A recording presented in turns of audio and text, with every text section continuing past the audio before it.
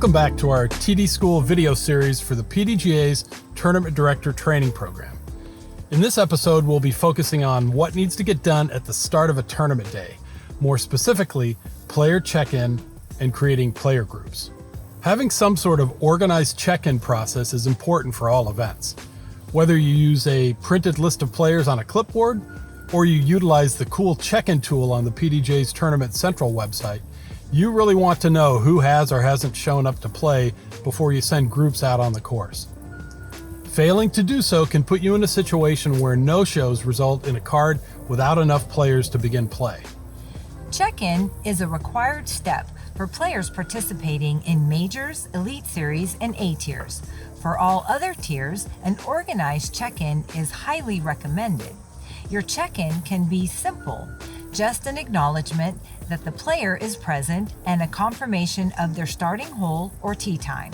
Or you can use check-in to confirm things like a spot, between rounds lunch preparation, collecting outstanding fees, or distributing player pack items.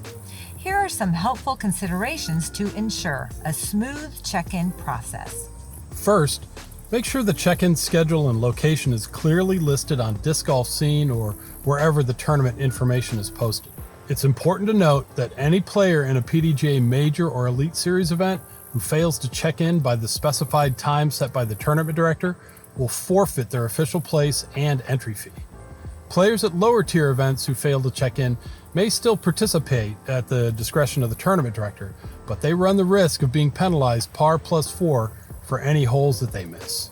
Fortunately, Tournament Central provides a convenient check-in feature that simplifies the process for tournament directors and their staff. Let's take a closer look. With the check-in feature on Tournament Central, multiple tournament staffers can check in players simultaneously, making it ideal for multi-pool tournaments or events with multiple check-in points at a course. As players are checked in, their names will move from the not checked in list to the checked in list, allowing the tournament director to keep track of the check-in progress. This feature also flags players who haven't checked in during the group's process. Tournament Central offers flexibility when checking in players. You can edit a player's name, PDGA number, or division during the check-in process.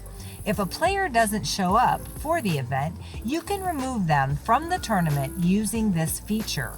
Additionally, you can add new players to the tournament if needed. Should the need arise, you can also undo a player's check-in or remove multiple players who haven't checked in before the tournament starts. Now, let's move on to creating player groups.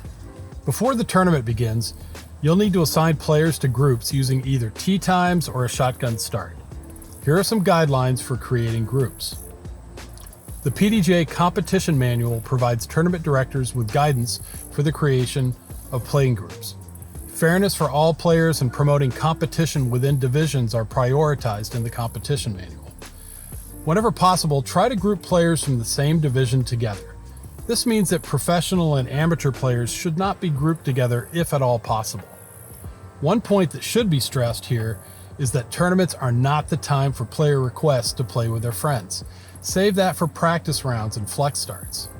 For the first round, there are two methods commonly used to group players within a division. Random grouping involves randomly assigning players within a division to groups. This is the most commonly used method for creating groups for the first round of an event. An alternative is to create groups by seeding players based on their ratings, creating groups that have a mixture of higher, middle, and lower rated players on each card. For all subsequent rounds, Tournament Central and Tournament Manager will create groups with players sorted within divisions by score. It's also important to note that the creation of super groups of top players for round one of an event is prohibited in the competition manual unless that card will be filmed and a waiver request has been made to the PDGA's Director of Event Support. So let's look at the nuts and bolts of creating groups. In Tournament Central, You can enter and publish groups for tee times or shotgun starts. You can have different divisions playing separate layouts on the same courses simultaneously, and Tournament Central can handle group creation for all of them. Once you've entered the group settings, click the Create Groups button, and the groups will be generated for you. For the first round, groups will be generated randomly, and for the subsequent rounds, they'll be based on scores. While Tournament Central does its best to group divisions together, you should always review the groups and make any necessary manual changes. One nice feature is that the header at the top of each group lists the division of players on that card. This helps you see where you have cards with a mix of divisions. You can easily drag and drop players between groups or move entire groups to different starting holes or times. If there are players who haven't checked in when you assign groups, they'll appear in the Unassigned Players section. You can assign them to starting holes, remove them from the tournament, or leave them in the Unassigned section. If you have already created your groups and are using check-in, any player assigned to a group who hasn't checked in will be flagged with an alert, a very useful feature. Tournament Central also handles mixed groups with ease. You can have players who are playing different layouts on the same course grouped on the same card. Where different divisions on the same card are playing different layouts, the digital scorecard will display all the relevant information for each hole. While this isn't always optimal, it may be sometimes necessary at smaller events. As one round finishes, you can quickly set up the groups for the next round in Tournament Central. However, be sure to allow enough time for players to inform the TD if they wish to drop out of the tournament. And consider the distances players might have to walk back to tournament headquarters after finishing their round on faraway holes.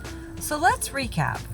The check-in process is an important step for starting off your day of competition. It lets the TD know who is and who isn't in attendance to play, and allows an opportunity to handle some event housekeeping. Additionally, players at PDGA Majors and Elite Series events are required to check in and can be disqualified if they don't. The check-in and groups functions built into the PDGA's Tournament Central website are very useful tools. Check-in is dynamic, allowing multiple tournament administrators to see who is available to tee off and who isn't. It also allows you to edit player information on the spot. Groups automates the creation of playing groups for both shotgun start and tee time format events. It has the logic outlined in the PDGA's competition manual programmed into the website, so you know you're following the rules when you create your groups. These tools are just another example of the innovation built into the resources that the PDGA provides to tournament directors, and it's a reflection of your PDGA member and event fees being put to work. We'll keep you up to date as more new features and tools are developed to enhance the tournament experience for both players and tournament directors. For more information on TD resources, check out our complete TD training curriculum, available now at pdga.com.